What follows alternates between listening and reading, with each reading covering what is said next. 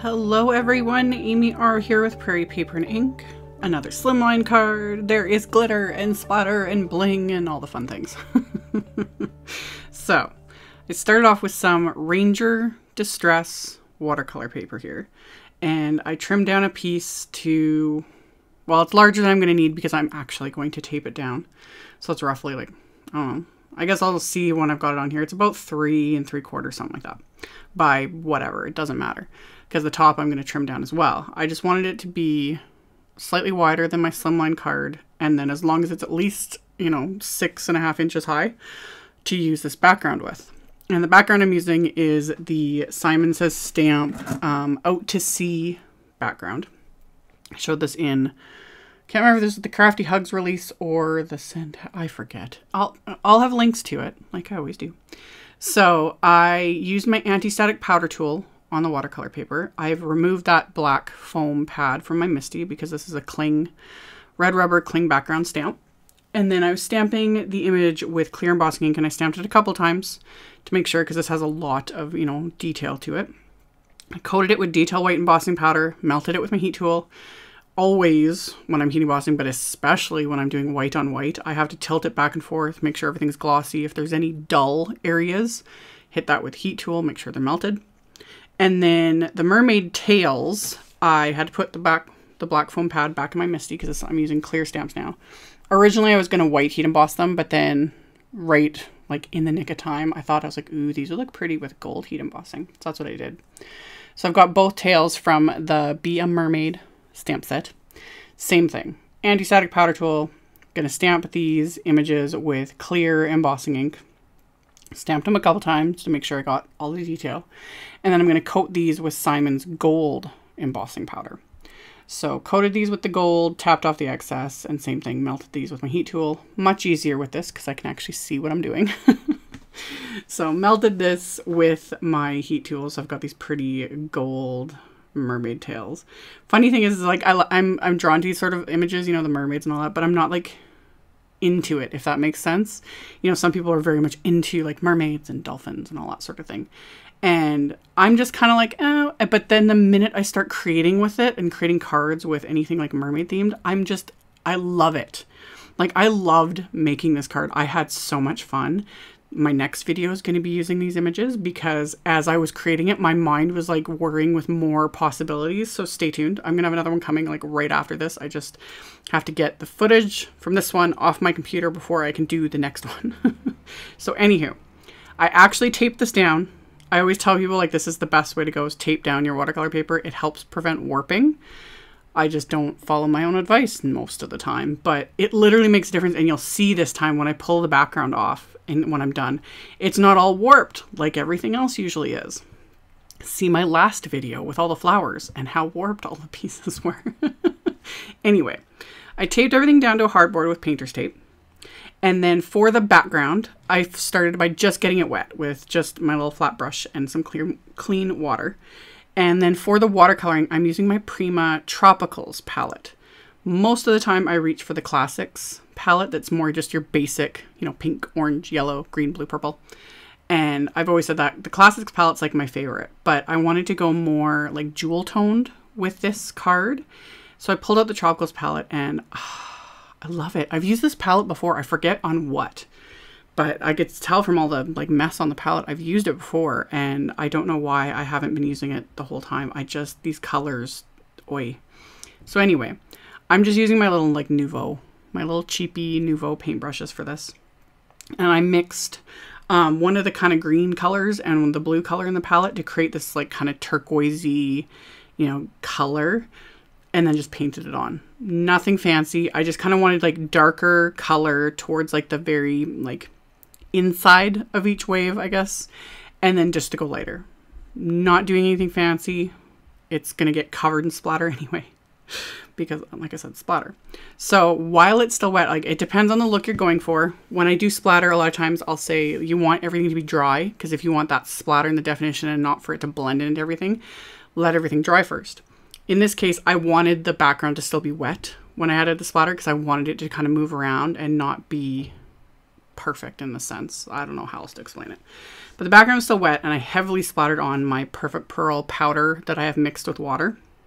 Like, just, you'll see at the very end, I'll like hold it up to the light and everything. But I covered it with that. I could have actually just watercolored with that, like mixed it with some water and used that with the watercolors, but I didn't. I wanted that splatter look. So I did that, and then for the tails, I'm using those watercolors, but I'm doing rainbow because of course. So same sort of thing. I just got everything wet first with clean water, and then just was picking up colors from the palette and just painting them. Really simple. With the actual like the fins of the tails, I would let the purple kind of blend into the blue a bit and removed a bit of the excess. I didn't want it to be super intense, so just painted it. Since there is the heat embossing with the raised edges, it kind of keeps everything from really blending, but I kind of let each color sort of blend into each other as I went up the scales, going in rainbow order. So pink, orange, yellow, green, blue, and then the purple. And I did that with both of these tails just to kind of keep them similar. And then the biggest thing with this is I walked away. I usually speed up the heating, like the drying process with my heat tool, etc. But especially with watercolor, if you just let it do its thing. It's very difficult for me, but I did.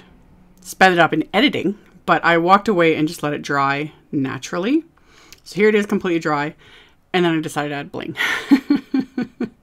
Because I couldn't resist. I was thinking about it while I was like, while it was drying. I was like, oh, these would look really pretty sparkly. So I used my Nouveau glitter gloss, like the AQUA shimmer pen. I've used this in a ton of videos in the past. Haven't used it in a while. But I pulled it out, painted on. It does reactivate these colors. So I kept wiping the brush off on like my little scrap there, just to make sure I'm not completely muddying all the colors. But I painted on, and I painted on heavy. And again, at the end of the video, I'll turn my flashlight on so you guys can see just how insanely glittery these are. So fun. I could have done the actual watercoloring with this glitter gloss pen and just done it that way. But I like the control of having just like a paintbrush or a water brush and then adding the glitter gloss afterwards. But I'm pretty sure I've shown in videos before too, doing the actual watercoloring with this. It's just personal preference really. So I painted on, I was holding it up to the light to make sure I'm coating all the areas. Again, let it completely dry, and then I'm going to peel off the tape. And especially with the back and the tails, not as much, you know, probably didn't make as big of a difference, but this background, it's so nice and flat when it's dry. That's why you tape it down. I just don't bother, and then I'm fighting with it. Again, follow what I say, not what I do more often than not. So yeah, peeled off the tape. The tails, I used the coordinating wafer dies to die cut them. So I just used scraps of that same tape to tape these down and then run them through my die cut machine. And then the background panel, I am going to just trim down with my guillotine trimmer. So I wanted it to be slightly smaller than what my card base will be. So die cut the tails, and then I'm going to trim off those edges with my paper trimmer on the background. Top portion I'm not worried about. I'm actually going to trim that out with scissors. This is the kind of fussy cutting I'm okay with because this is going to be really simple. Quick and simple and easy.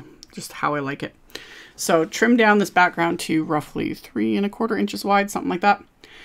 And then I don't know if you can see it on video. I can't see it while I'm editing. But the way the top looks, because of the background stamp, like the heat embossing just kind of ends. And it just looks weird.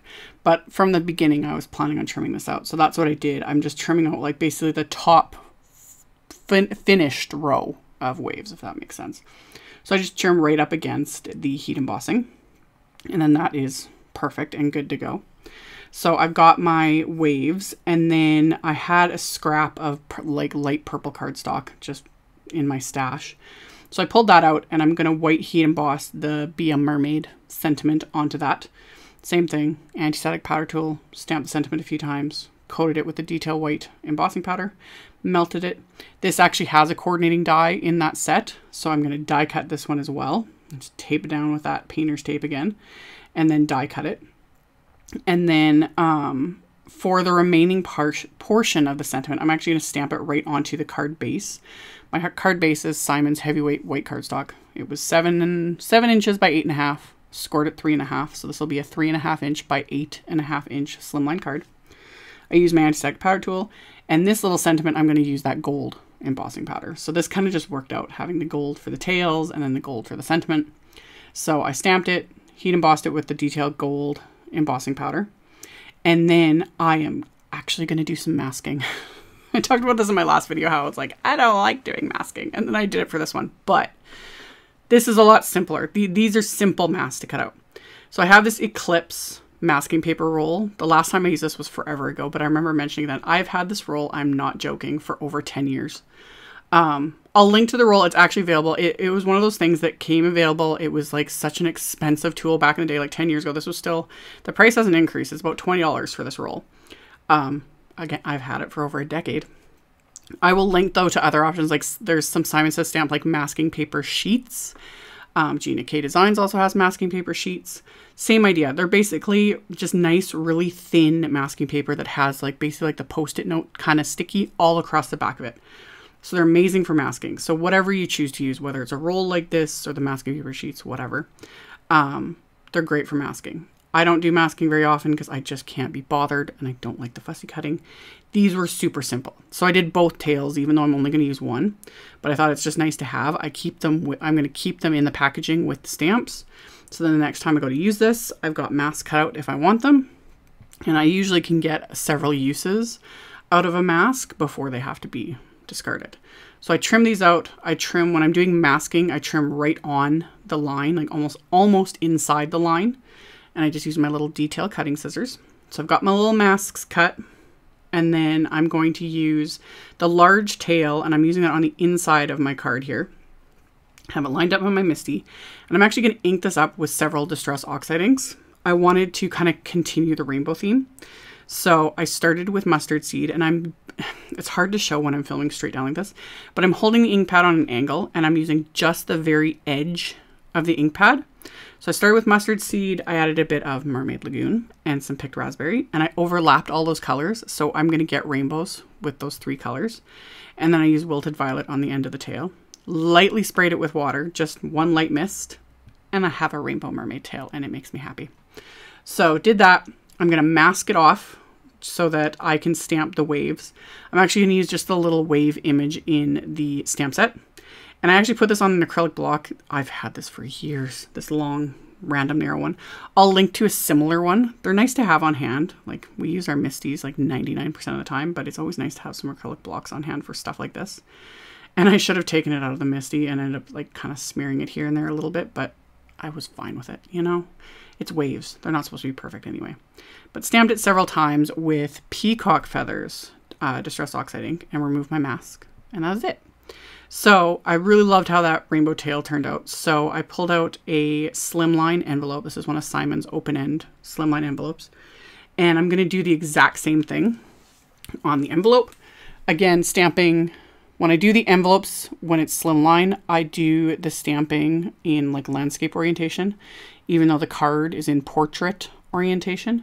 Because if I was to stamp in portrait orientation on the envelope, that would look weird because it gets mailed and addressed and the postage and everything sideways, like landscape orientation. So, and people keep asking me, does it cost more to mail these? No, you need to look up the postage regulations for wherever you live, like whatever country you're in. These are standard business size, so typical. Shouldn't cost anything extra. The only time you have to pay extra for postage, regardless of the card, is if they're too thick, if they're too heavy, or if they're a non-standard size, like a square envelope. But your standard Slimline like this, or standard A2, you should be fine. Anyway, with the oxides, if you do pick up some colors, so you could see a little bit there on the picked raspberry, I just use a dry baby wipe or a tiny bit of paper towel, wipe it off from directly off the ink pad. It's good to go. Don't even worry about it. So, did my stamping on my envelope. The inside, I decided not to add any more sentiments or anything. This card can kind of just be very open-ended for any occasion, in my opinion. And then I did a little bit more. Not only did I do masking, shock, and tape down my watercolor paper, I also pulled out a craft knife. I rarely use craft knives. I'm averse to them. They come in handy every once in a while. You should have a craft knife in your stash every once in a while. You know, they come in handy. So again, I have a pen blade here. I'd got these forever ago. I don't even think they're available at Simon Says Stamp anymore, but I'll link to similar craft knives. Like there's a Tim Holtz one that's really good. any craft knife will work. But I use the craft knife to cut along a couple of these waves, just right along the very edge, being very careful with it because these are sharp. They need to be sharp though. If it's dull, replace the blade, because otherwise you will cause more damage with a dull one because you're fighting with it than you would with a sharp one. Just FYI. It's the same thing with knives. Sharper the better. Less fighting. It does its job. When you're dealing with a dull knife, you're gonna cut yourself. I know this from experience. Anyway, I cut these waves with the craft knife, so I tuck the tails into it, just like so. Another option, if you don't want to use the craft knife, is you could just use scissors and cut, you know, separate this background into several pieces and then layer it and have the tails. That would work too. I was originally going to do that, but then found that the craft knife option was actually faster and easier in my opinion. So I tucked the tails in and then did a little bit of like fancy fiddling, holding it while adding the adhesive because I really liked where I had them placed. Added my craft tacky glue, so I've got the tails adhered into place, and then I can just adhere this whole thing directly to the card. And then I can adhere the sentiment. And again, I was actually going to add like one of the sequin mixes, like actually the same one I used in the last card, the Rainbow Party sequin mix I was going to use. And then I remembered that I had some iridescent raindrop crystals in my stash and realized if I flip them upside down, they'll look like little splashes.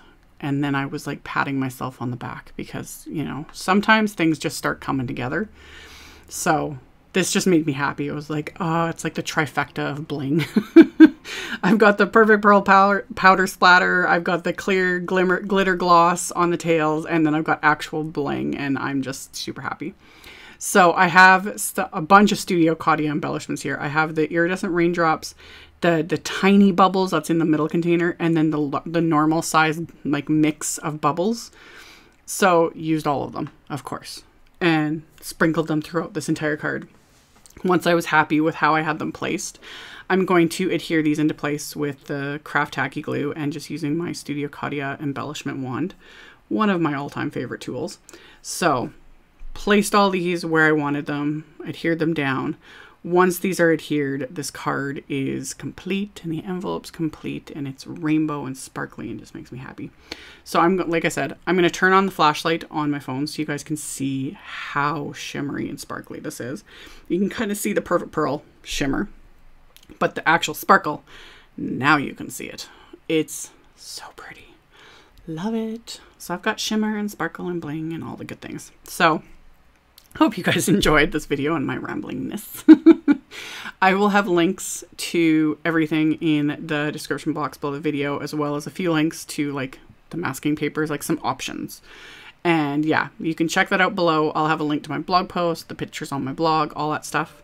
So just expand the description box below the video for all of that info. Thank you all so much for watching and subscribing and thumbs upping and commenting, and stay tuned. Like I said, I will have another video coming like right after this as soon as I can finish editing, as soon as I get my computer cleaned off. So I will see you all very soon in the next video. Bye.